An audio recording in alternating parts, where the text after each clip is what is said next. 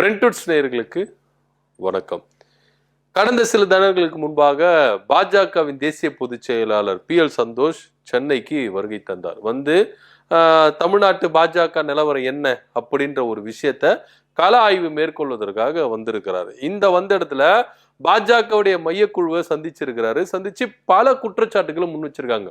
பாஜக இந்த ரேஞ்சுக்கு இருக்கணும், பாஜக அடுத்த ரேஞ்சுக்கு போகணும், கூட்டணி கட்சிகளை வலுப்படுத்தணும் அப்படின்னு சொல்லிட்டு நிறைய ஆலோசனைகளை கொடுத்திருக்காரு. முக்கியமா எப்படி தமிழ்நாடு அரசு தங்களுடைய திட்டங்களை மக்களிடத்துல போய் கொண்டு சேர்க்கிறார்களோ அதே போல பாஜக செயல்படுத்தின திட்டங்களை, அதாவது மோடி அரசு செஞ்ச திட்டங்களை நீங்க மக்களிடத்துல போய் கொண்டு சேர்க்கணும் அப்படின்றதையும் சொல்லியிருக்கிறாங்க. அது மாத்திரம் இல்லாம பட்டி தொட்டி எங்கும் கட்சிகளை வலுப்படுத்தணும், பூத் கமிட்டியை ரொம்ப ஸ்ட்ராங் படுத்தணும்பா அப்படின்னு ஒரு செய்தி அவர் சொல்லியிருக்கிறார். செய்தி சொன்ன கையோட ஐயா நயினார் நாகேந்திரன் உடனே ஃபைல் எடுத்துட்டு என்ன பண்ணியிருக்காரு, PL சந்தோஷ போய் சந்திச்சிருக்காரு.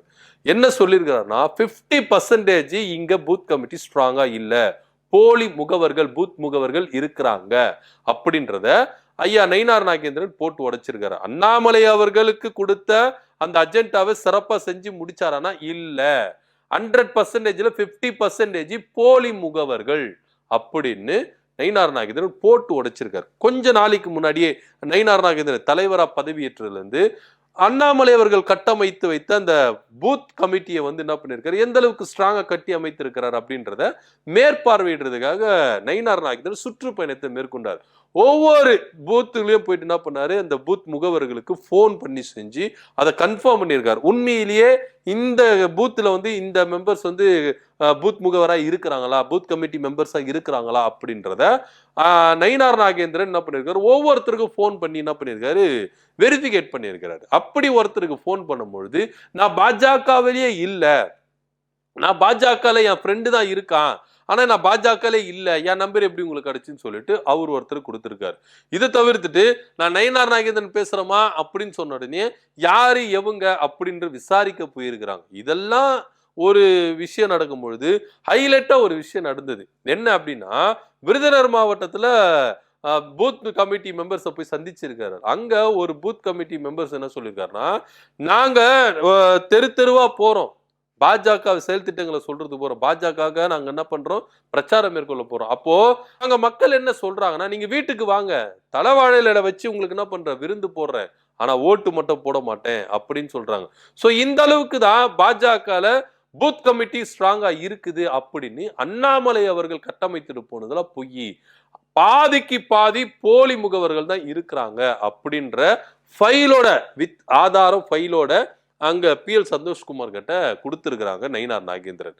ஆனாலும் இங்க இவங்க ரெண்டு பேர் இருக்காங்கல்ல, இந்த அண்ணாமலை அவர்கள் நயினார் நாகேந்திரன், இவங்க ரெண்டு பேருக்கும் சில முரண்பாடுகள் ஏற்பட்டிருக்கு. ஆரம்பத்தில இருந்தே இந்த கட்சி தலைவர் பதவிக்கு வந்ததுல இருந்தே இங்க நம்ம நயினார் நாகேந்திரனுக்கும் அண்ணாமலைக்கும் ஒரு முற்றுமோதல் போக்கு தான் இருந்திருக்கு. ஏன்னா வார அரசியல முழுசா என்ன பண்ணணும், க்ளோஸ் பண்ணணும் அப்படின்னு நயினார் நாகேந்திரன் எல்லாரையும் கூப்பிட்டு வச்சு என்ன பண்ணாரு, அறிவுறுத்துறாரு. ஆனா வார் ரூம்ல இருக்கிறவங்க, நீங்க எனக்கு தலைவர் இல்ல, அண்ணாமலை அவர்கள் தான் தலைவர், அண்ணாமலை அவர்கள் கட்டளை இடட்டும், நாங்க இந்த வார் ரூமை கலைக்கிறோம் அப்படின்னு சொல்லிட்டு இங்க இருக்கிற வார் ரூம் மெம்பர்ஸ் எல்லாமே என்ன பண்ணிருக்காங்க, அண்ணாமலை அவர்களுடைய துணையோட நயினார் நாகேந்திரனுக்கே சவால் விட்டுருக்காங்க. சவால் விட்டது இல்லாம நயினார் நாகேந்திரன் ஒரு பாஜக மாநில தலைவர் அப்படின்றதையும் மீறி அவங்கள என்ன பண்ணாங்க, வச்சு செய்ய ஆரம்பிச்சிட்டாங்க. இதெல்லாம் ஒரு புறம் இருக்க, நிர்வாகிகள் பட்டியல் என்ன பண்ணிருக்காரு, தயாரிச்சு எடுத்துன்னு போயிட்டு ஒரு முன்னாள் மாநில தலைவர் அவர்கிட்ட ஒரு சஜெக்ஷன் கேட்டுடுவோம் அப்படின்னு சொல்லிட்டு அவர்கிட்ட ஒரு சஜெக்ஷன் கேட்டிருக்காங்க. அங்க அண்ணாமலை அவர்கள் 80% நீங்க என்ன பண்ணுங்க, விட்டுடுங்க, 20% போட்டுக்கங்க, ஏன்னா நான் கட்டமைச்சு வச்சிருந்த ஆளுங்களே சூப்பரான ஆளுங்க அப்படின்னு சொல்லி இருக்கிறார். சோ அண்ணாமலை அவர்களுக்கு டெல்லியில கொஞ்சம் அந்த ஒட்டு உறவு பாசம் அன்பு மற்றது எல்லாமே இருக்குது. அந்த ஒரு காரணத்துக்காக இங்க இருக்கிற பாஜக காரங்க அண்ணாமலை மீறி செயல்படுத்த முடியல அப்படின்ற ஒரு பெரிய குற்றச்சாட்டு என்ன பண்றாங்க, வைக்கிறாங்க. இப்ப இது சீனியரா இருக்கிறவங்க, சரி இப்ப புதுசா வந்திருக்கிறவங்க எல்லாருமே இது இப்படி போயின்னு இருக்கும்போது அண்ணாமலை அவர்கள் நயினார் நாகேந்திரன் மேல குற்றச்சாட்டு வச்சார். என்ன அப்படின்னா, இங்க இருக்கிற MP R ராசா அமித்ஷா அவர்களை கடுமையா சொற்களை போட்டு விமர்சித்தா ஒரு நியூஸ் இருக்கு. அந்த நியூஸ்ல பாஜக முன் வந்து எந்தவித கண்டனமும் தெரிவிக்கல. அப்ப அண்ணாமலை அவர்கள் அமித்ஷா கிட்ட ஒரு சில மெசேஜ்ல பாஸ் பண்ணியிருக்கிறதா தகவல் வந்திருக்கு. என்னன்னா, இந்நேரைக்கும் நான் இங்க பாஜக மாநில தலைவரா இருந்தா நடக்கிறது வேற. நான் மட்டும் அங்க தலைவரா இருந்திருந்தா ராசா உங்களை பத்தி விமர்சிச்சதுக்கு நான் கடும் கண்டனம் தெரிவிச்சிருப்பேன், ஆர்ப்பாட்டம் பண்ணிருப்பேன், போராட்டம் பண்ணிருப்பேன், தமிழ்நாடையே ஒரு கலக்கி இருப்பேன் அப்படின்ற ஒரு நியூஸ் அமித்ஷா காதுல போட்டிருக்காரு. அமித்ஷா காதுல போட்டோனையும் அமித்ஷா என்ன பண்ணிருக்காரு, கோவப்பட்டு நயினார் நாகேந்திரன் கிட்ட ஏறி இருக்கிறார். அதன் அடிப்படையில தான் கண்டன ஆர்ப்பாட்டங்கள், மறியல்கள் எல்லாமே இங்க நடந்துதான் ஒரு விஷயமும் இருக்குது. இப்படியா போய் இருக்கும் பொழுது அண்ணாமலை அவர்களை ஓரங்கட்டணும் அப்படின்னு நினைச்ச நயினார் நாகேந்திரன் யாரெல்லாம் அண்ணாமலையால ஓரம் கட்டப்பட்டாங்களோ அவங்க எல்லாரையும் திரும்பி டைம் லைன் கொண்டு வாங்க அப்படின்னு சொல்லிட்டு ஒதுக்கப்பட்ட எல்லார்களுக்கும், அதாவது அண்ணாமலை அவர்கள் மாநில தலைவரா வந்து பல சீனியர்கள் என்ன பண்ணாங்க, ஓரம் கட்டப்பட்டாங்க. அவங்க எல்லாரையும் கூப்பிடுங்க, அவங்களுக்கு எல்லாருக்கும் பதவி கொடுங்க அப்படின்னு சொல்லிட்டு பதவி மேல பதவி கொடுத்தாரு. KT ராகவன் போன்றவர்கள் என்ன பண்ணாரு, பதவி கொடுத்து திரும்பவும் அவர் பாஜக டைம் லைன்ல என்ன பண்றாரு, கொண்டு வந்தார். இப்படி பாஜக அண்ணாமலை அவர்களும் நயினார் நாகேந்திரன் ஒருத்தருக்கு ஒருத்தர் எதிராக என்ன பண்றாங்க, போட்டி போட்டு என்ன பண்றாங்க, வேலைகளை செஞ்சுட்டு இருக்காங்க. ஆனா இது பாஜகவுக்கு ஸ்ட்ரென்த்தா அப்படின்னா இல்லவே இல்லை அப்படின்றதுதான் நிதர்சனமா உண்மை இருக்கு. இப்படியா இருக்கும் பொழுது நயினார் நாகேந்திரன் அவர் என்ன பண்ணிருக்காரு, தேசிய பொதுச் செயலர் PL சந்தோஷ்குமார் கிட்ட பல புகார்கள் என்ன பண்ணிருக்காரு, அதாவது அண்ணாமலை மேல இருக்கிற புகார்களை அவர்கிட்ட கொடுத்தத தகவல் வந்திருக்கு. குறிப்பா 50% போலி பூத் முகவர்களை அண்ணாமலை அவர்கள் நியமிச்சிருக்கிறாரு, இது முழுக்க முறைகேடு அப்படின்னு தகவல் கொடுத்திருக்காரு. எல்லா எவிடன்ஸும் வாங்கி வச்சிருந்த தேசிய பொதுச் செயலாளர் PL சந்தோஷ் என்ன பண்ணிருக்காரு, எந்தவித ரியாக்ஷனும் பண்ணல அப்படின்றதுதான் நிதர்சனமும் உண்மையா இருக்கு. ஏன்னா இப்போ பாஜக என்ன நினைக்கிறாங்க அப்படின்னா, கொங்கு மண்டலத்துல இங்க அண்ணாமலை அவர்கள் வேணும் அப்படின்னு அவங்க நினைக்கிறாங்க. ஏன்னா அண்ணாமலை அவர்களுடைய ஸ்ட்ரென்த் என்ன அப்படின்றத இங்க மதுரைக்கு வரும் பொழுதே அமித்ஷா அவர்கள் என்ன பண்ணிட்டாரு, பார்த்துட்டாரு. அப்படி இருக்கும் பொழுது பாஜக அண்ணாமலை அவர்கள் வேணும் அப்படின்றதுக்காகவே இப்போதைக்கு என்ன பண்றாங்க, அண்ணாமலை மேல ஒரு கரிசனையா என்ன பண்றாங்க, டெல்லி பாஜக அவங்களை மேற்கொள்ளுது. உண்மையிலேயே அண்ணாமலை அவர்கள் இங்க ஒரு கட்டமைப்பை கட்டமைச்சிட்டாரு, அதுல எந்த வித மாற்று கருத்து இல்லை. இன்னைக்கு நம்ம முதல்வர் ஸ்டாலின் அவர்கள் என்ன சொல்றாரு, மேற்கு மண்டலத்திலிருந்து எடப்பாடி பழனிசாமிக்கு அழிவு வரும் அப்படின்னு சொல்றாரு. உண்மையிலும் அதுதான். ஏன்னா எடப்பாடி பழனிசாமி அழிக்கணும் அப்படின்னு திமுக நினைக்குதோ இல்லையோ, அண்ணாமலை அவர்கள் கட்டம் கட்டிட்டாரு.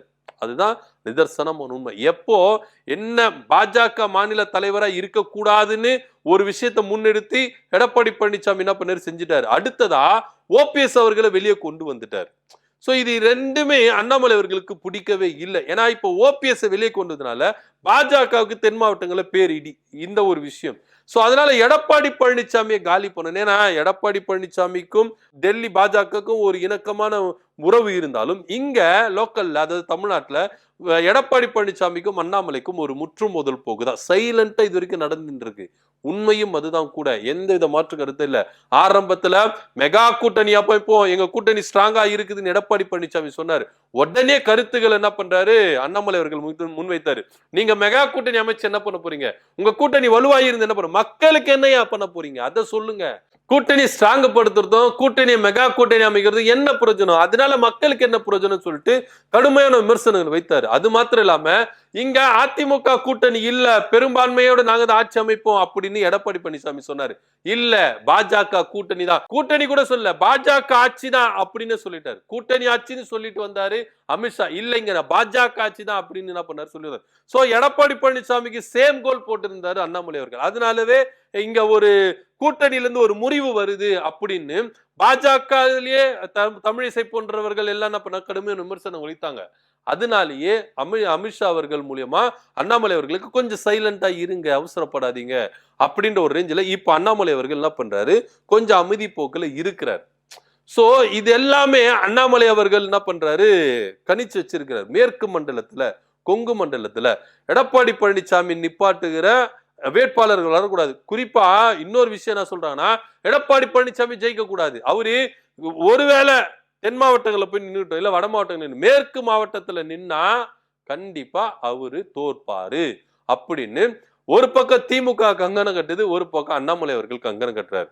சோ இந்த மாதிரி ஒரு சிச்சுவேஷன் தான் எடப்பாடி பழனிசாமிக்கு போயின்னு இருக்கு. சோ இதெல்லாம் தெரியாமலேயே என்ன பண்றாரு, அவசரப்பட்டு என்ன பண்றாரு, வார்த்தைகளை விட்டுறாரு எடப்பாடி பழனிசாமி. அது ஒரு புறம் இருக்கட்டும். சோ அண்ணாமலை அவர்களுக்கு இந்த அளவுக்கு ஸ்ட்ரென்த் இருக்குது அப்படின்றத பாஜக முழுசா நம்புது. அதனால தான் அண்ணாமலை அவர்கள் மேல எந்த விதமான ஒரு ஆக்ஷனையும் என்ன பண்றாங்க, எடுக்க மாட்டேங்கிறாங்க. இப்ப கூட அந்த போலி பூத் முகவர்களை அதை சரி செய்யணும் அப்படின்னு தான் சொல்லிட்டு போயிருக்காங்களே கண்டி அண்ணாமலை மேல ஆக்ஷன் எடுத்திருக்காங்கன்னா இல்லவே இல்லை. 2026 சட்டமன்ற தேர்தல் முடிகிற வரைக்கும் யாரு மேலேயும் எந்தவித ஒரு நடவடிக்கை எடுக்க மாட்டாங்க அப்படின்றது தான் நிதர்சனமான உண்மை. ஒருவேளை 2026 சட்டமன்ற தேர்தல் முடிஞ்சிட்ட பிறகு அண்ணாமலை அவர்களுக்கு என்ன மாதிரி லெப்ட் ரைட் வாங்க போறாங்க டெல்லி பாஜக அப்படின்றதையும் நம்ம பார்க்க தான் போறோம். சோ இப்படியெல்லாம் இருக்குது. இதன் மத்தியில நீங்க என்னதான் அண்ணாமலை மேல நீங்க குற்றச்சாட்டுகளை முன்வைத்தாலும் இங்க எடுபடாது, இப்பத்திக்கு எடுபடாது அப்படின்றது தான் நிதர்சனமான உண்மை. இப்போ என்னன்னா பாஜக மாநில தலைவர் நயினார் நாகேந்திரன் போக்கஸ் பண்ணிட்டாங்க. எங்க தலைவர் மேலே நீங்க என்ன பண்றீங்க, குற்றச்சாட்டுகளை முன்வைக்கிறீங்களா, நீங்க என்னென்ன மாதிரி ஆக்ஷன்ல இறங்க போறீங்க, நீங்க என்னென்ன மாதிரி ஆக்டிவிட்டிஸ்ல ஈடுபட போறீங்க அப்படின்றத நாங்க கண்ணோக்குறோம் அப்படின்னு சொல்லிட்டு அண்ணாமலை ஆதரவாளர்கள் என்ன பண்ணிட்டாங்க, இப்போ நயினார் நாகேந்திரன் மேல போக்கஸ் வச்சுட்டாங்க. இப்போ குறிப்பா நீங்க பாஜகல கட்சியை மேம்படுத்தணும், கட்சியை வலுப்படுத்தணும் அப்படின்றத போய் முட்கட்சி மோதல் அதிகமாவே இருக்கு. ஏற்கனவே நீங்க கொங்கு மண்டலத்தினா அண்ணாமலை விசஸ் வானதி சீனிவாசன் அப்படின்னு போயிருந்தது. அப்புறம் அண்ணாமலை விசஸ் தமிழிசை சவுந்தரராஜன் போயிருந்தது. இப்ப அண்ணாமலை விசஸ் நயினார் நாகேந்திரன் அப்படின்னு போயிட்டு இருக்கு. முன்னாள் தலைவருக்கும் இன்னாள் தலைவர்களுக்கும் சண்டை பாஜகல அப்படின்ற ஒரு ரேஞ்சில தான் உண்மையிலேயே என்ன பண்றது போயிட்டு இருக்கு. இது எந்த போக்குல முடிய போகுது அப்படின்றது நம்மளுக்கு தெரியல. உண்மையிலேயே போலி முகவர்கள் இருக்கிறாங்க அப்படின்னு சொல்லிட்டு புகார்களை என்ன பண்ணிருக்காரு அண்ணாமலை மேல நயினார் நாகேந்திரன் அடுக்கி வைத்துட்டே போயிருக்கிறாரு.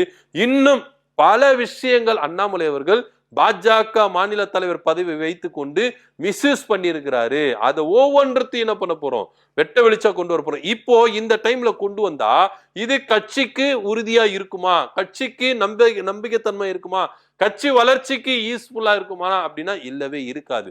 2026 சட்டமன்ற தேர்தல் முடிந்த பிறகு பாஜக ஒரு பெரிய மாற்றங்கள் வரும் அப்படின்றது தான் நிதர்சனமான உண்மையா இருக்கு. என்ன நடக்குது அப்படின்ற பொறுத்து இருந்து பார்க்கலாம். சோ பாஜகவில் 50% என்ன பண்ணிருக்காங்க, போலி முகவர்கள் அண்ணாமலை அவர்கள் ஏற்படுத்தி இருக்கிறாரு. இந்த குற்றச்சாட்டை பொதுச் செயலாளர் PL சந்தோஷ்குமார் கிட்ட நயினார் நாகேந்திரன் அவர்கள் கொடுத்திருக்கிறாரு. இதை பத்தியோட கருத்து என்ன அப்படின்றது கீழே கமெண்ட் பண்ணுங்க. நன்றி, வணக்கம்.